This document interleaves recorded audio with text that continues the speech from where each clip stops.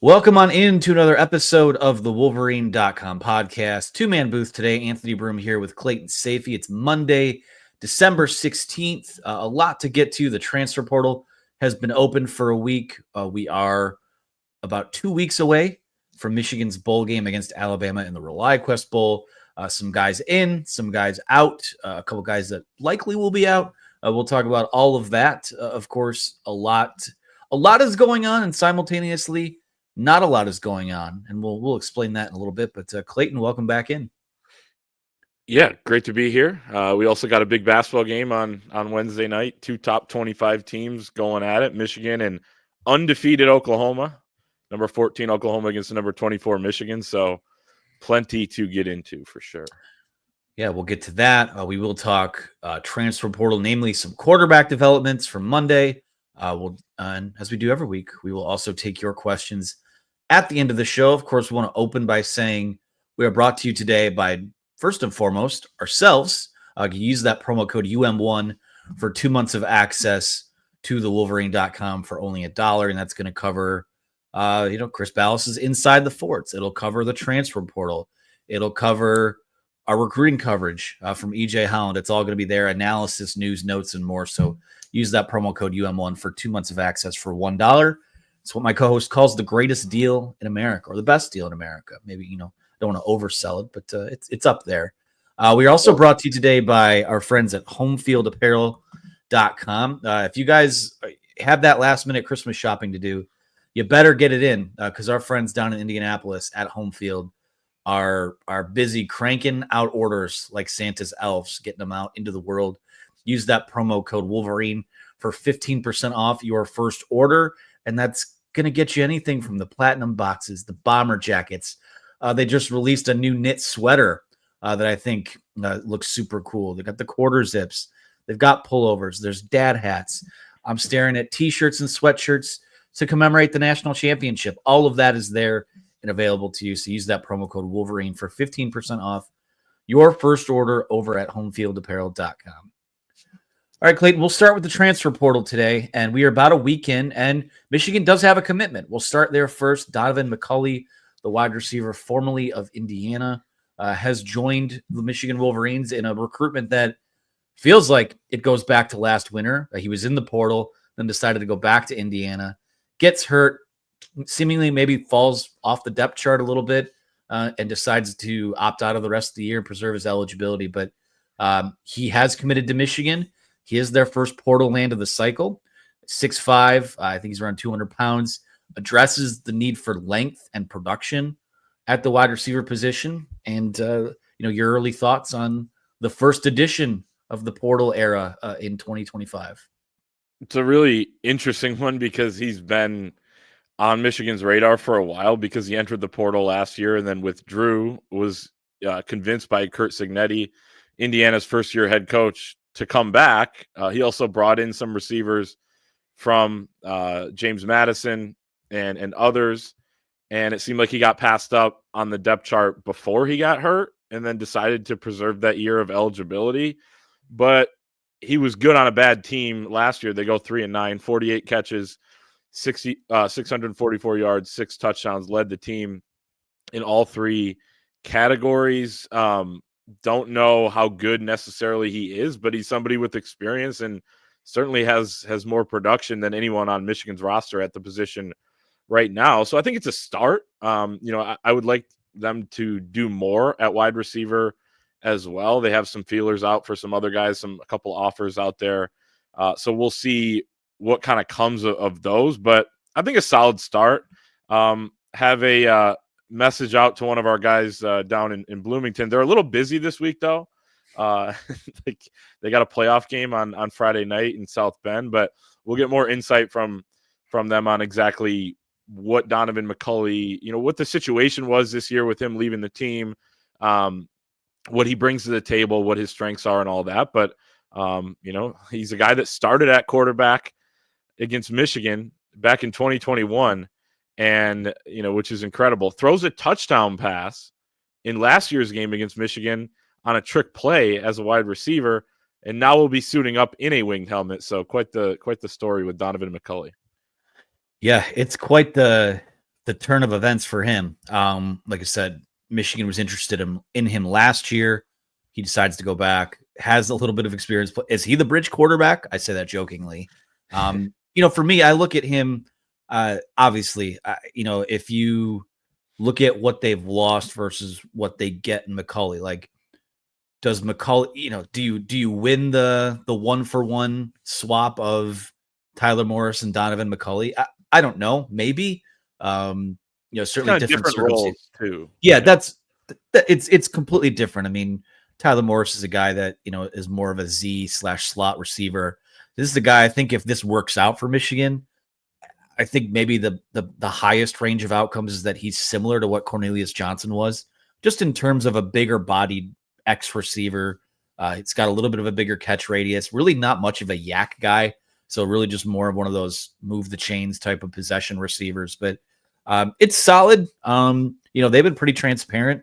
It seems like going back to, even a couple weeks ago, we talked to Ron Bellamy. I think it was before the Northwestern game where they wanted size at the position enough to where they tried Mason Curtis at wide receiver last spring, or maybe it was last spring or during fall camp, whatever it was. They didn't have that this year. So to me, I think the best way to put it is the way you did. It's a good start. You'd like to see, and there's a lot of, I'll say big fish, but it's relative to what is available in the transfer portal. There's a lot of really good guys still out there. And I don't know, it's still unclear at this point, what Michigan, how do they feel about what they have, right? Was it a group this year that underperformed because of, the quarterback situation? Well, did they underperform because, the pass blocking wasn't great? I think they might even still be in the process of evaluating that themselves, but need some more high-end proven production. I think this is proven production and Big Ten experience. There's some more work to do out there. But I think where I want to go next with this kind of ties into maybe the transfer portal narrative at large right now, Clayton. And it's that a lot of people expected that Michigan was going to be, the Bryce Underwood thing was kind of this rallying point, and they were going to go out and, like a kid that won a Toys R Us shopping spree, and just get whatever they wanted in the portal and grab the best wide receivers available, grab the best running backs, offensive linemen available. And, to this point, it is just McCulley. Now, again, I'll say a lot can change in the next 12 days while the portal is still open. A lot can change in a couple days. I guess we'll talk Billy Edwards now. Over the weekend or late Thursday night into Friday, he enters the portal. These predictions come in on him to land at Michigan to kind of be that bridge quarterback. And lo and behold, he makes a visit to Wisconsin. The visit to Ann Arbor Monday gets canceled and does not appear like it's going to be rescheduled. And now all of a sudden you're kind of back to the drawing board here. So I guess your thoughts on the, as we move into the Edwards conversation here, one, that he was the name that popped up in the first place, and two, where it's gone since then. Yeah. I mean, before he officially entered, we had heard that there would be strong interest. That's why we had the article up within like a minute or two after he entered the portal, and Steve Wiltfong and Pete Nakos both put in predictions for him to land at Michigan. But when I interviewed Pete Nakos for our Inside the Fort that came out on Saturday morning, one of the things Pete said was, well, it's not a slam dunk yet, but, Michigan is, very high up early on here. He's going to visit Wisconsin over the weekend, which he did. And one of the things that every other school that talks to him is going to say in negatively recruiting Michigan is, hey, there's going to be this Bryce Underwood, talk kind of bubbling the entire time you're there. If you throw an interception or you don't play well in a game or anything happens, everyone's going to be talking about Bryce Underwood behind you. Now, I don't know if those are the exact conversations that Billy Edwards had with the Wisconsin staff, if they tried to play that card, but how could it not be something that's in the back of Edwards' head, as he's going through this process? So I think you see that there's a, potential option to start somewhere else like Wisconsin. And obviously money's a factor as well. And, we'll see if he ends up landing there. It seems like that's where he's trending at this point, which, look, when we reported that there was strong interest on both sides, some Michigan fans were disappointed because Billy Edwards isn't necessarily a great quarterback. He's been okay, and he spent 1 year as the starter at Maryland, was the backup to Talia Tagovailoa the last couple of years. Michigan fans know him pretty well because he came in, played quite a bit the last 2 meetings against Maryland off the bench, and had 3 quarterback sneak touchdowns in the game last year. But now, I think people are disappointed he's not coming. And I would say I would be willing to wait this thing out, see what happens if they do land somebody better, because I think that's certainly possible. It's not like he was the number 1 rated quarterback in the transfer portal coming out. So I would just throw a little bit of I would just say that waiting and seeing exactly what Michigan does is probably the smart move. The second thing is, though, it is going to be challenging. It's why I might have regretted it a little bit last week when I was kind of pessimistic on their chances. Who are they going to get in the transfer portal at quarterback? Are these guys any good? Is there a Cam Ward or even a Curtis Rourke who went from Ohio to Indiana this year out there in the transfer portal this year? And will they be able to land a guy like that when you have Bryce Underwood? I was pretty pessimistic about that, and Billy Edwards trending away is part of the reason why. Just because I feel like it's going to be tough to sell somebody on, hey, you have a year left. Come prove yourself that you can play in the NFL. Oh, by the way, we have a guy behind you that may take over as a starter at some point. That's a tough sell. I know money would talk. So if there's somebody out there that's worth a bunch of money and you could pay him and convince him to come, that'd be great. But these guys also want to play. And I don't think you're going to reel somebody in that doesn't have just 1 year left because they know what's going to happen after next year. Probably at the very least, Bryce Underwood starts his sophomore season as a starter. So they've got to thread quite the needle here. Yeah, it's going to, you and I had sort of talked off platform about Billy Edwards a little bit. And I think the point I'm more so made was that when it comes to bridge quarterbacks, it's kind of on the lower end of that spec. It would have been for me. Now, once I read about him a little more, I think that there's obviously upside there. And as we've said before, with the caveat that things can change very quickly.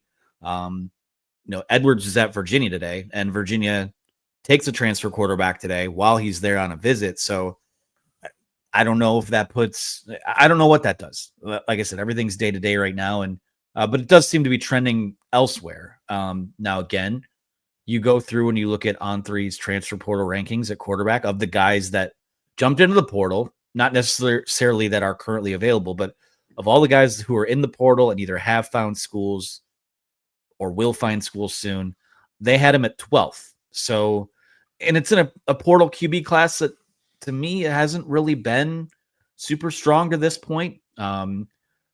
Miller Moss commits to Louisville over the weekend.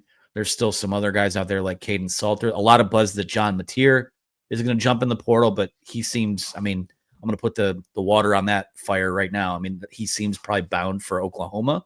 To me, this was door number 2. This was landing Bryce Underwood was going to make landing a transfer portal quarterback a little more difficult. Now, I do think they'll still get one. I'd probably keep my eyes on a guy like Daquan Finn, formerly of Toledo, spent last year at Baylor, got injured early in the year. I think he probably fits the bill to a certain extent. But again, people weren't doing jumping jacks or cartwheels over Billy Edwards, so I don't know if they would do it for him either. But yeah, when you landed Bryce Underwood, it came with a lot of these guys are transferring because they either got benched or because there was the threat of being benched with, an up and coming guy behind them. And I think that it does make it difficult. And it goes, this kind of ties into the conversation about the portal at large, is that why isn't more happened? Why aren't they in on bigger name guys? It kind of hammers home the point that this is still a bit of a ground up sort of rebuild at Michigan. And people will say, oh, well, why can't they stack the quarterback room? Why can't they just fire money at wide receiver and do this? Well, some of the schools that are able to do that have pedigrees of sending those guys en masse to the NFL or having opportunities to kind of compete and play at a high level. And this is still kind of the ground floor for Michigan. Now you have something great to build around in Bryce Underwood, but a lot of these receivers too are staying in the SEC or staying down south. So it just kind of, while that was the lightning bolt of momentum that it felt like this program needed, this is going to take some time. I don't know that they're just getting back in the playoff next year. I think they're going to be very deliberate about what they add, because you don't want guys coming here that are just taking a bag too, because you're still trying to maintain fit and identity as well. Yeah, I'm not willing to make any predictions on what next year is going to be without knowing what the roster looks like or anyone else's roster. But yeah, I mean, I don't think anyone thought it was going to be automatic that they were just going to start landing a bunch of guys. I mean, the best thing about the Bryce Underwood recruitment in terms of what happens with other guys was the indication that NIL had taken a bunch of steps forward, or one huge leap or two huge leaps forward for Michigan. So, I mean, it's still early in terms of the transfer portal cycle. So we'll see if they're able to land some guys, and being more competitive in NIL obviously helps. I mean, probably more with transfers than it does in high school recruiting. So if they can get that going and you land a couple playmakers, then it could change things pretty quickly. But I do think the number one priority for me would still be to get somebody else at quarterback. Right now, you have Davis Warren and you have Jaden Davis as your quarterbacks on the roster. Bryce Underwood comes in, Chase Herbstreit comes in, who's only ranked by one service. He's a 3-star. Probably would have been a preferred walk-on take, before the scholarship limit goes up to 105. He's now going to be on scholarship, but you need more at that position. You started 3 guys there this year. So Alex Orji's gone. Jaden Denegal is gone as well. So need to do, and who knows what Davis Warren's going to do. Does he want to go somewhere and start himself? I think that could be possible. So number one priority for me is getting another quarterback. Yeah. And like I said, even a guy like Caden Salter, who I know there was a little bit of Michigan buzz early on, but he's going to head to Colorado on a visit, not as a commit, but they're pitching him kind of being the guy that hands the baton off to Juju Lewis. But you can sell that opportunity when Shedeur Sanders is about to be like a top 5 pick. So there's just more of a recent kind of a pedigree of doing that. So, I mean, you did have a top 10 pick last year at Michigan. That's true, but a lot of this is a brand new staff too. I mean, that was JJ McCarthy's that was Jim Harbaugh and his quarterback commit. But Sharon can say, "Hey, I was the offensive coordinator." Yeah, he can. But I think a lot of it has to do with just how, you're not jumping into the Colorado, offense. You're jumping into an offense that was one of the worst in college football, and it won't be next year. I mean, there's a lot of. I think that's the thing I like about the approach so far. Bringing in Chip Lindsey, going after a guy like Billy Edwards, bringing in a guy like Donovan McCulley to set that baseline, is that I think you're seeing them set a little higher of much higher of a floor. I don't know how high the ceiling is going to be yet, but so far it just seems like very kind of shrewd, solid decision making instead of just going ham it with money in the portal. Which that would be better than trying to reconcile why there hasn't been more action to this point. But there are guys still on the board. A couple offensive linemen. The Cal Poly tackle. I got to pull up his name here. Brady Norton. Gunnar Hansen's in the mix. It seemed like Keyshawn Silver, the defensive tackle from Kentucky, made his way in over the weekend. And surprised I haven't even got to this one yet. Michigan in the mix for Justice Haynes, who's a back that I know you and I both like. Super tough runner. Has that relationship with Tony Alford going back to his recruitment at Ohio State. So see if they can get him on campus. I know they're very interested. A couple schools also very interested in him as well. Any other thoughts on what's currently up in the portal or anything you'd be identifying this week? Adding another running back would be nice, and Justice Haynes is a solid back who can probably do more than what he's shown at Alabama. I was impressed with him during the Rose Bowl. I didn't know much about him because he didn't get that many carries as a freshman, but I remember being on the field towards the end of that game, and I turned to Andy Staples. I was like, "Is Haynes? Is he a true freshman?" And he was like, "Yeah, he might be the best back on the team." And of course, McClendon was the guy at that point, but Haynes, I think he only had 4 carries in that game, but he looked, outside of the big run by McClendon, looked potentially like the best back on that team. And then this year kind of split carries a little bit, was kind of the second guy. And of course, Milroe gets a lot of carries, but I think Haynes has a lot more to show. South Carolina and Ole Miss both in the mix there. Apparently, Ohio State might get in the mix as well, but Joyner from USC, I think, visited over the weekend, so they're in the mix for some other backs. But that'd be big because Benjamin Hall, we don't really know what he is yet. Jordan Marshall, very, very promising, but not proven yet. And you look over the last few years, they've needed at times kind of that third running back to step up. So having somebody with experience would be big there. Really, any help you can get offensively would be absolutely massive, including up front. You mentioned it with a few of the offensive linemen. I think they need to get 3 or 4 offensive linemen that could be in that top 8 or 9 in terms of, guys that are capable of playing, capable of starting, because you do need several starters. We saw all the injuries Michigan had up front this season. I mean, you go make a switch at center at one point. Giovanni El-Hadi came out of a game at right guard at one point. You had a revolving door at right tackle. Miles Hinton missed time at left tackle. So you need 8 or 9. Michigan's lost a few in the portal. Not necessarily huge losses there, but need to add some more depth so they're not in a situation like they were this season.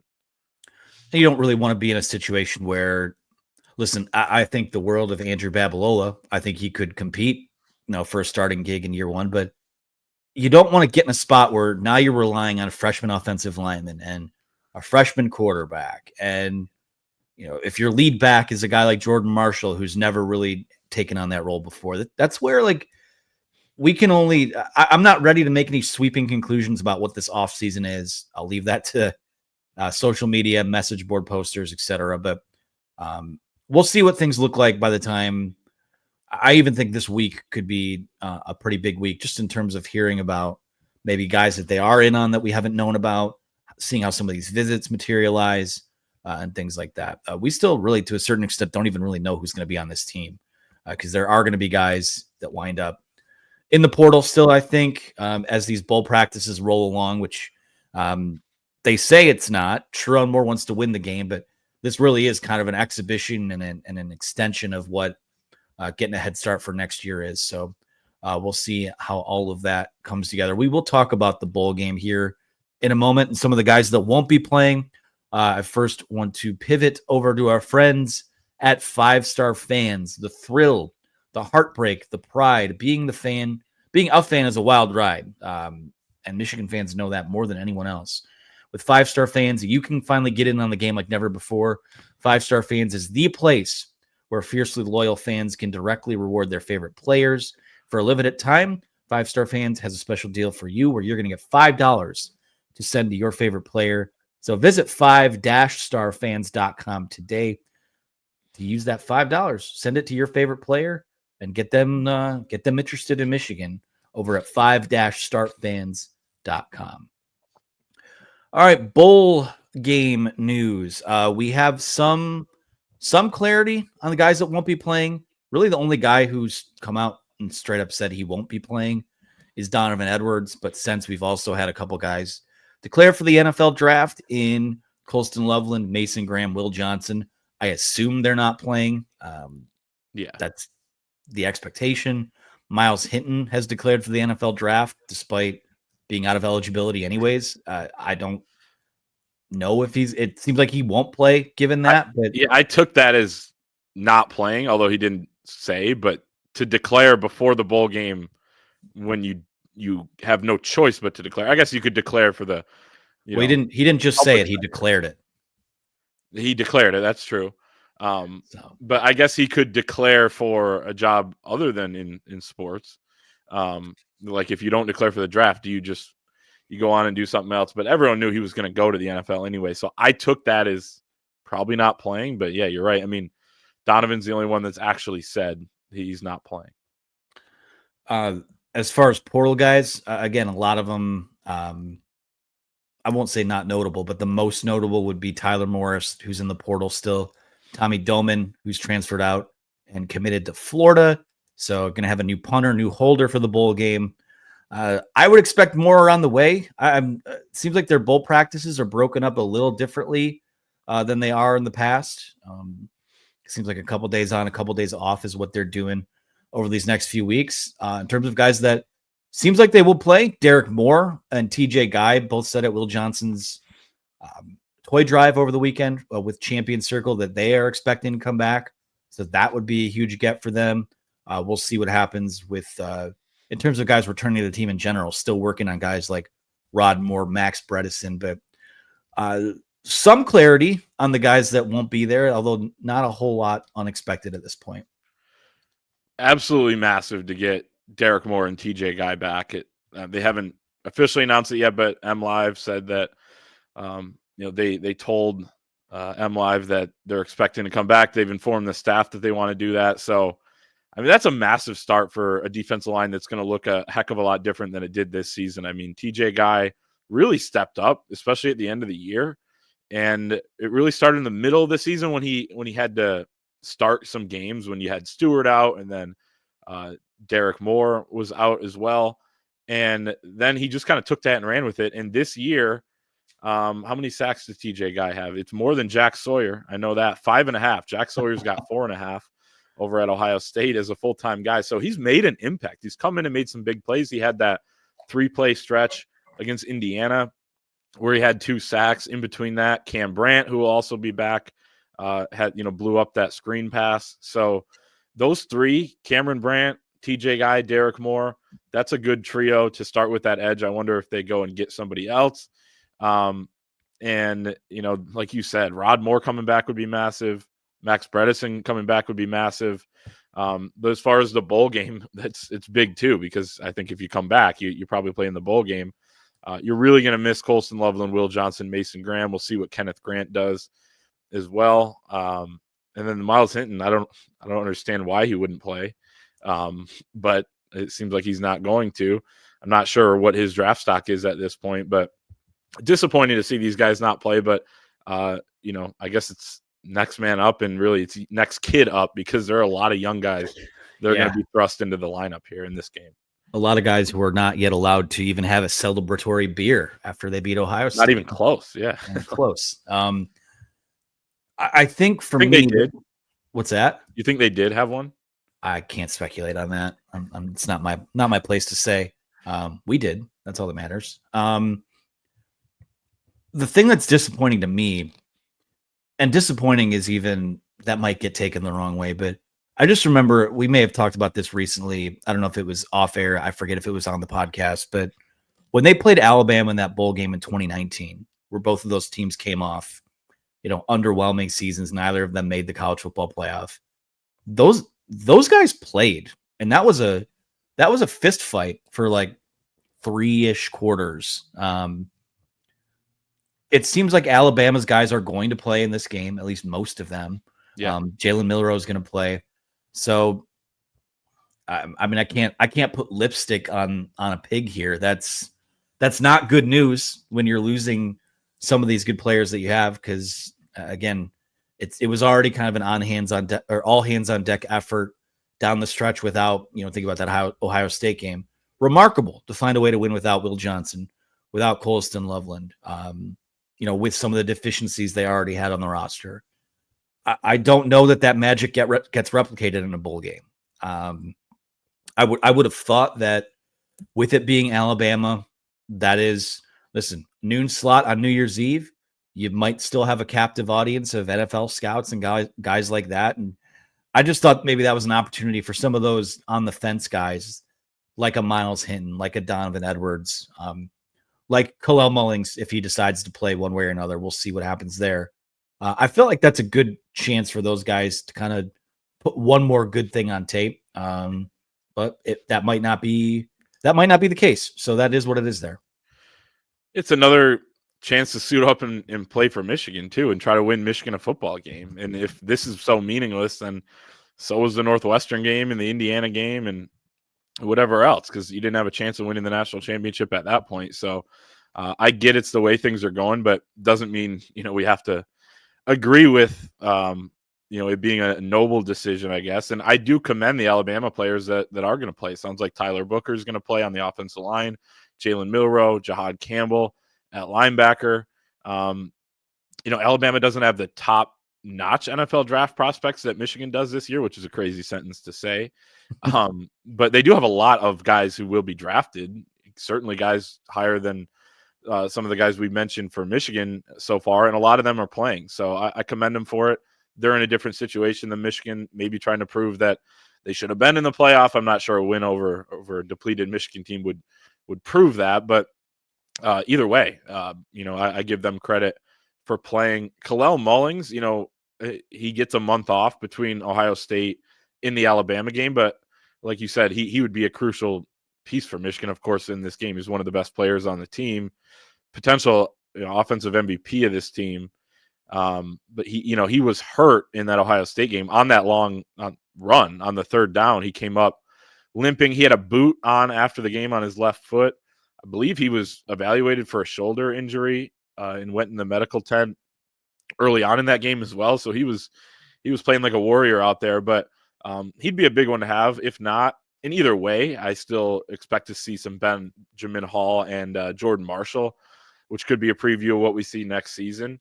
But yeah, I guess we'll see where it goes. The big one really that you're still waiting on, that you expect Kenneth Grant to go to the NFL, right? I mean, he has a first round draft pick, but I mean, it's still only December 16th. He could decide after the bowl game, but we're sitting here. He hasn't declared yet. So who knows? Maybe there's a 2% chance he comes back or something like that. And I think that would mean he plays in the game as well. So that'd be big. I mean, like I said, we're recording a little early today. This could date itself before it even comes out. So that's this time of year. You could record something and hey, something breaks. So yeah. Hey, we're all minute to minute around these parts. Yeah, I mean, I still look at this game a little more than 2 weeks out. Do I expect it to be like what Georgia did to Florida State last year? No, that was a pissed off Georgia team that just was on the warpath. Florida State was heartbroken. This isn't that. Do I expect this to be super competitive? I would lean no, but I guess we'll see what happens. The one thing I'll say about, and this isn't me trying to get it, trying to defend guys that opt out or change anyone's mind here. It's just kind of putting things in their shoes for a second. For that group of seniors and the group of juniors that, helped pull off that remarkable win over Ohio State, that felt like an endpoint for a lot of those guys. Certainly the guys that went to the NFL draft, don't fault them for that at all. This season now with that win, to me, feels like sort of the epilogue of the Jim Harbaugh era. And now it's just, for those guys, I think it's just time for something else. A lot of stressors involved in gearing up for a national title run, winning a national title, going through a coaching change, going through a season that I think most in that building didn't even think was going to happen. I see it from that perspective, and I'm not going to debate it. I'm not trying to debate it or change anyone's mind, but I think that the thought process probably comes a lot from that. And also, I don't know that coaches would encourage guys to opt out, but I don't think it's the worst thing in the world to get an early look at some of these guys. Cause even during bowl practices, if let's just say, for example, you're the running back group and you're practicing without your top two guys. Well, if those other guys aren't quite meeting the standard yet, then yeah, you might be more apt to say, you know what, we might need to go get a Band-Aid here. So I think that all plays into it. We'll see who winds up playing or not. I'm still excited to go down there. We're making the trip. We'll be down there with full coverage of that event. So still excited for that. One more chance for football, which is fleeting, as we know. So I want to move into Michigan basketball before we take our questions to end the show. AP poll came out on Monday. Michigan slides 10 spots down to number 24 after the loss at Madison Square Garden to Arkansas last week. At first I was like, that seems a bit steep, but then going from unranked moving all the way up to 14, seemed like quite the leap too. So maybe it's just kind of this is correcting itself here. But Michigan sits at 8-2. They're going to go to another neutral site game. They're going to Charlotte on Tuesday to play Oklahoma, who is currently 10-0. So that should be another good on good, interesting matchup from that perspective. An opportunity for a resume building win. And really that's the last game in non-conference where it could be a resume building win because you've got games against Purdue, Fort Wayne, and Western Kentucky here coming up before the new year. So I guess thoughts on the poll, Clayton, and also what's ahead on Tuesday night. Yeah, I thought dropping 10 was a little aggressive, but I also understand how irrelevant these things are, especially this early in the year. And then even late in the year, right? It's not them, the AP poll voters, deciding your fate anyway. But yeah, 2-point loss to a team that's now receiving votes, second most votes outside of the top 25 in Arkansas. Not a bad loss by any means, although it would have been good to, the worst part about losing that game is that you blew an opportunity to win that game, right? And add to your resume in that respect. But you have another opportunity against the only 10-0 team in the country, in Oklahoma, who's also searching for a marquee win. They don't have any in the top 25. They don't have any over at teams at top 30 in KenPom either. So Porter Moser finally has this thing rolling a little bit early on this season. He's had kind of a rough go the last 4 or 5 years since he took the Oklahoma job, but looks like a solid team. And then, like you said, I mean, you have tune-ups against Purdue, Fort Wayne, Western Kentucky, and then you're heading out to LA at the end of Christmas break for games against USC and UCLA. So especially the UCLA game, that'll be tough to win there, especially with how good they are. But look, Michigan's lost 2 games by 2 points, and they were both at neutral floors. One of them was in Greensboro, an hour and a half away from Wake Forest. The other one in Madison Square Garden, where Arkansas had more fans. No excuse in terms of where these games were played, but look, it's not all that bad here, sitting at 8-2. You have a couple issues to work on. I think the turnovers you need to figure out. We talked about that last week, and then rebounding and some other things. But I mean, it's looking like a team that I think can just continue to make that incremental progress throughout the year. And as long as they figure out those turnovers, which you are 10 games in, so it's alarming at this point, but it doesn't mean you're a finished product right now. As long as they can do that and chip away at it, I think you're looking at a pretty darn good team that could compete at the top of the Big Ten. And last I checked, Michigan was still favored to win the Big Ten. I'll look it up right now after I stop talking here. But that means that people still believe in this Michigan team despite some of the issues they're working on right now.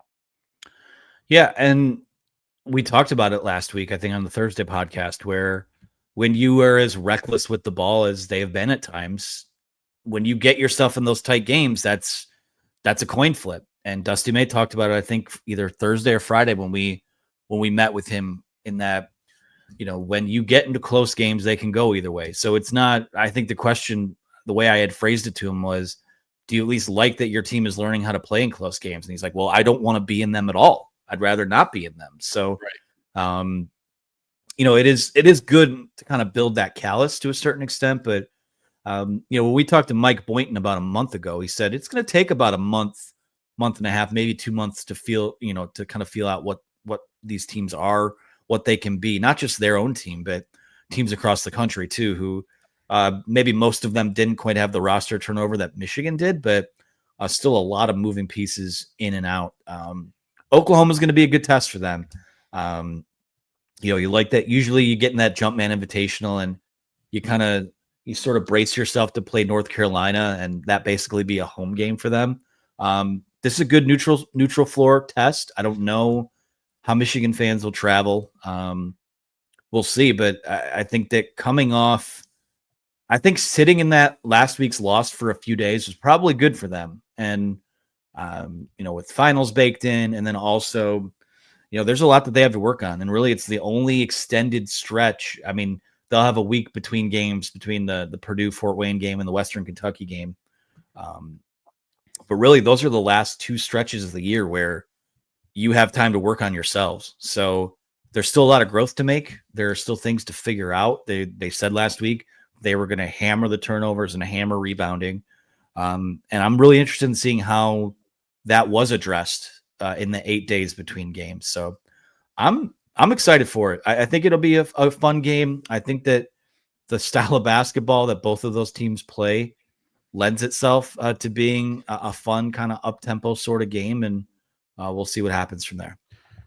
Yeah, I'm looking on DraftKings here. They don't have odds right now for the Big Ten regular season champion, but Michigan is at plus 4,000 to win the NCAA tournament. It's the best odds among Big Ten teams. So I'd imagine it's hard to put out odds for these massive conferences now, but I'd imagine Vegas sees them as the best team, maybe up there with UCLA, Oregon, Purdue, maybe Michigan State on the back end of that group as one of the top teams in the Big Ten. So, back to the earlier point there, but the turnovers are really interesting because they're coming from pretty much everybody and in all sorts of different ways. I mean, there was that stretch there, a couple games where they were just traveling all the time, and it was like different types of travels. Like guy gets stuck and then travels, or like Kaysen comes down with a rebound and then shuffles his feet, or Danny Wolf would, kind of try to post up and then pivot and then travel. It's like, okay, how can they really pin down exactly how to fix all these? I will say, like the Danny Wolf, he's turning it over on 30% of his possessions. That's way too high. But I'm going to stop complaining about the Danny Wolf turnovers to an extent, unless they're egregious and they're like the ones, just a lazy pass or something like that. Because some of the plays he makes are, some things that only he can make. What he's doing in the ball screen is pretty ridiculous at 7 feet. Him and Vlad Golden building an incredible chemistry right now. I want to see the guards step up a little bit more. They've been quiet lately. Roddy Gale, Trey Donaldson. You're not getting Reuben Jones to hit open shots. LJ Kaysen didn't even play last game. Of course, they're going to be growing pains with freshmen. Pippen comes in off the bench. He doesn't look real comfortable. He did hit a 3, which was good to see. He's still kind of getting his feet wet a little bit. You're getting a lot out of Danny Wolf, a ton out of Vlad Golden. Will Cheddar is playing well. Namari Burnett is streaky, but I'd like to see the guards play a little better here going forward, because you're going to need that come February and March. So you can't just rely on Danny Wolf, but man, is he turned into, kind of one of the talking points of the season so far in college basketball, which is really fun to watch and cover. Yeah, it seems like some of Michigan's best performances this year, you've had at least one of Trey Donaldson and Namari Burnett playing extremely well, and more so Trey Donaldson, who I think still can probably be a little more aggressive earlier in games. I don't know what to do about the turnover thing. But again, I don't know if it's a matter of playing slower to help yourself be a little more composed, or if you're going to keep playing fast. I think maybe those are things that just get ironed out with comfortability. I don't know. Dusty May has forgotten more about basketball probably since breakfast this morning than I've ever known. So I'm not gonna question it. We'll see what happens. That game is actually on Wednesday. So looking forward to that in Charlotte. We will close out with some questions from our message board here. I will seek to pull them back up because I closed out of the tab for some reason. But I do have them now. We will go to I'm just going to, because these are all over our board now. It's Anon and a bunch of numbers. Anon, bunch of numbers says, why has Michigan not been active in the portal after being labeled as a top portal spender in the offseason? They have one commit. I mean, that means they're not active, I guess. But if they get 3 this week, then maybe could be one of the highest in the country. So it's a process. I don't think they're not active. I mean, there are a bunch of guys that they've started to recruit at key positions. We're starting to see, right? Offensive line's a priority. Quarterback, everyone knows the situation there. Wide receivers a priority. Defensive tackle's a priority. And then, hey, if there's a guy that pops up that they like Andrew Jones, the linebacker from Kennesaw State, who had like 20 tackles for loss this year, they're like, yeah, we'll throw our hat in the ring. Of course, I think he got interest from 43 schools in his first day in the portal. But so I think they are being somewhat active. Now, I'm not going to just say that in a month if they don't have any guys in the fold. They have to add some guys this month, really before classes start next January, really that, the date where you can't enroll any longer for January. They have to do that, and I will criticize them if they don't. But we're a week in. They do have some interesting guys and have had hosted guys on visits. You're seeing the Metcalf twins too from Arkansas, defensive back. So they want to add there as well. Corner, I think, will be a priority. So it's early. Of course, you'd rather have them have more commits right now than they do, but it doesn't mean that they're not active in the portal. Yeah, I've said this throughout, and it's amazing. I even said this 2 or 3 days into the portal last week, is that don't mistake lack of news for inactivity. And it's not. I mean, they're throwing their hat in the ring. It's just a matter of, interest has to be mutual too. You could tell the top wide receiver in the portal, hey, we've got $1 million for you, or I'm just throwing a number out there. If he wants to play in the SEC and go play for Kalen DeBoer or Lane Kiffin, that's where they're going to go. So it's a two-way street as well. We will go to Indy Wolverine wants to know, any idea what Edwards' injury was in the game?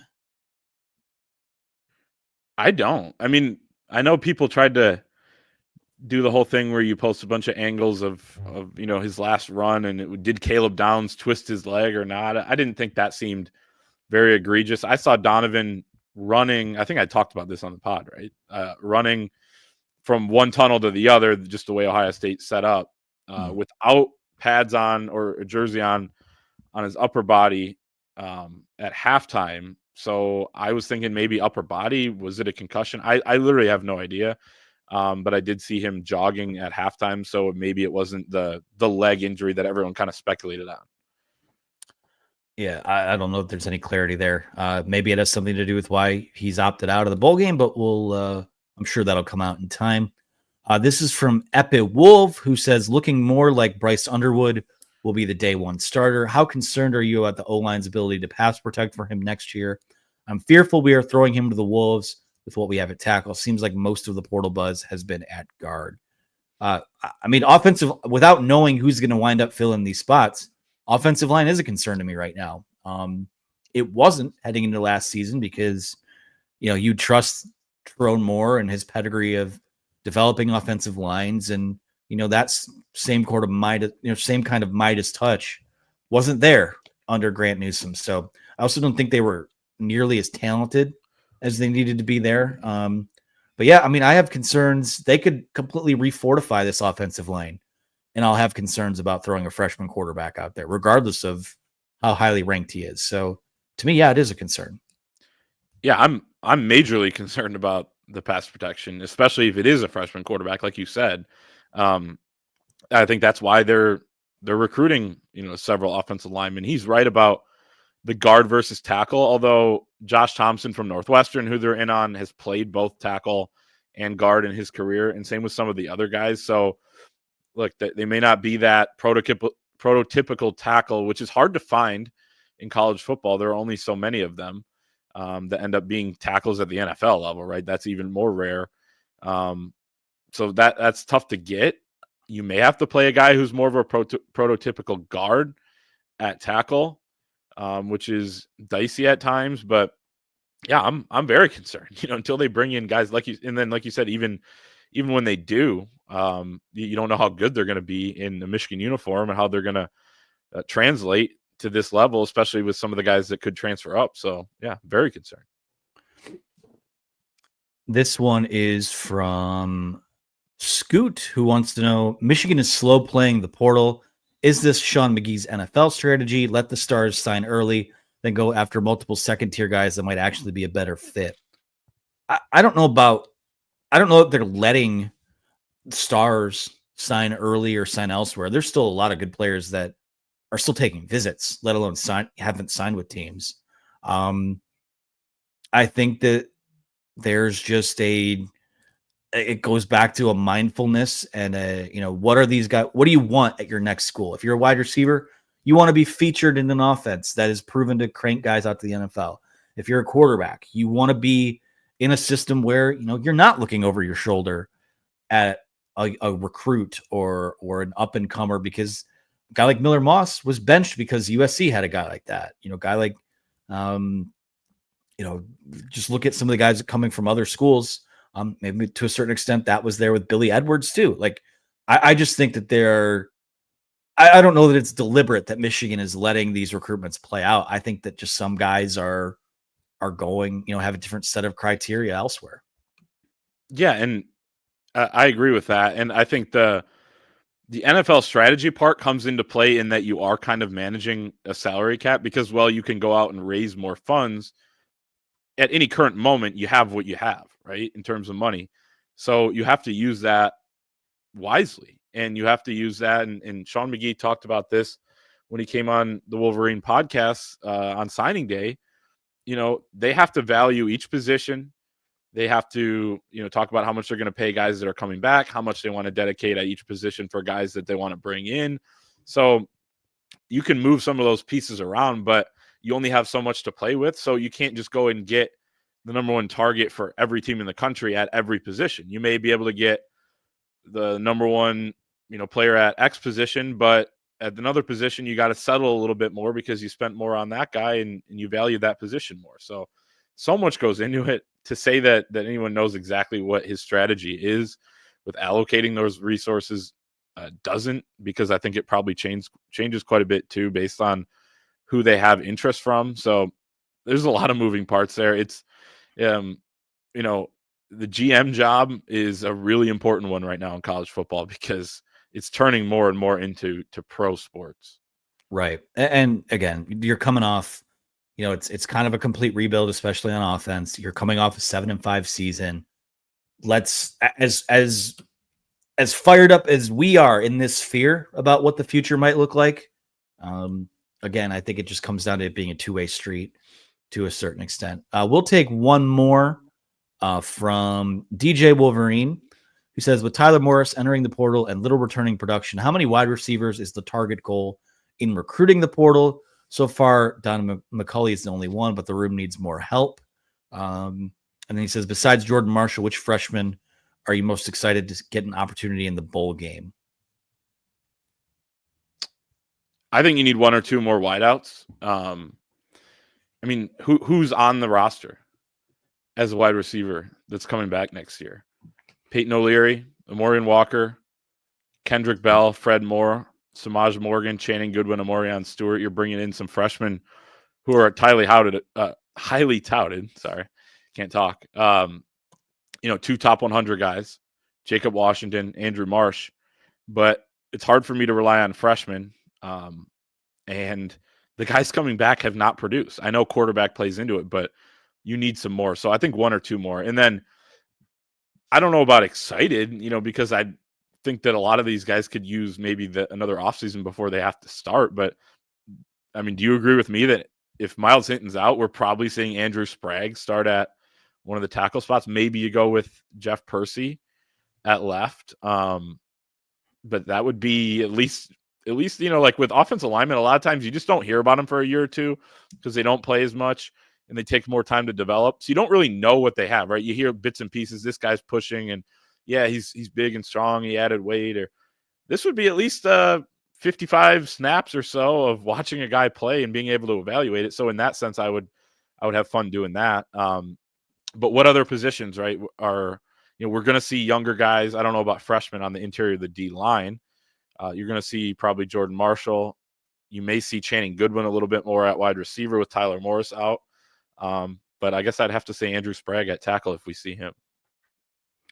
I mean, just throw Sprague and Link out there. Like it's reps against an SEC team. Like I don't even necessarily care if it doesn't go well because, well, you can't get your quarterback killed in this. You have two quarterbacks right now.